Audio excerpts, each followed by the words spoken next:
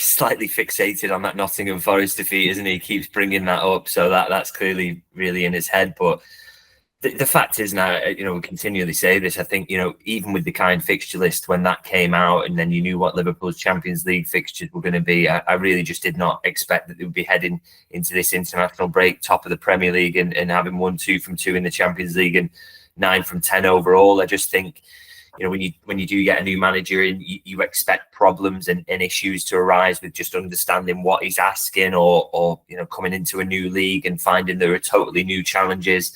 But he just seems to be across everything, and I like how Liverpool are they've won a few different sorts of games as well across this run, winning in really different ways, and I just think that speaks to how well prepared the manager is, and the fact he's got the best ever start. I think that kind of says a lot about the fact that he's inherited a very good situation in terms of where the squad is at, the experience and the mix of quality that is there.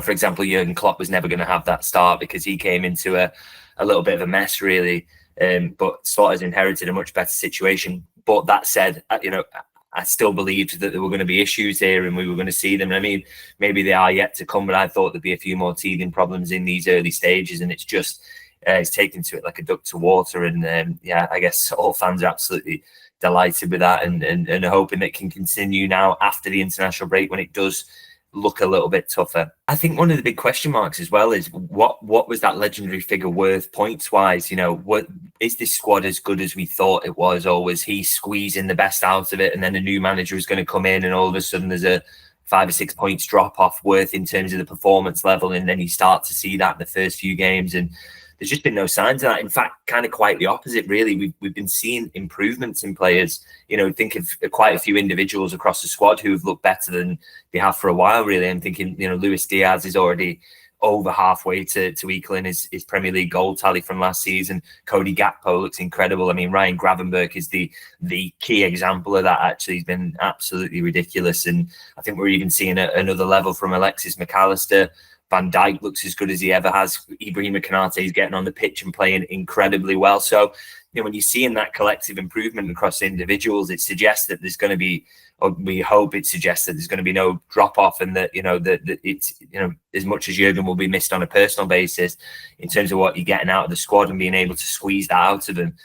Slot is just as good, which is, again, not something I thought I would be saying at this point. And perhaps I won't be saying it later in the season when it does get a little bit more difficult. But, you can only go off what we've seen so far, and what we've seen so far is very, very good.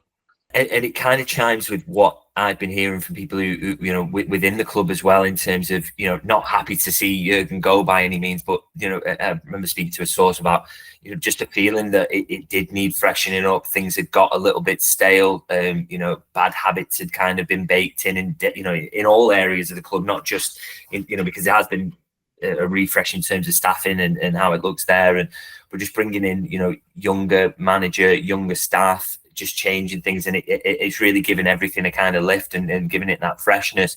And I think that's inevitable. No matter how good Jurgen was, when you get a manager who's there for that long, then the messages do end up becoming a little bit stale, and you do need change, and you do fall into habits rather than sort of seeking the improvements all the time. You maybe think, well, this has always worked for us, why don't we stick with it? That attitude has really changed, as I say, across the club, really, and I think with that change, we're seeing the benefits of that in this early stage. But as you say, it kind of feels like sacrilege to say that when you're talking about someone like Jurgen Klopp. But I do think it has been really, really helpful in terms of giving a mental lift to everyone, really, and that freshness. The players really do seem to be enjoying it.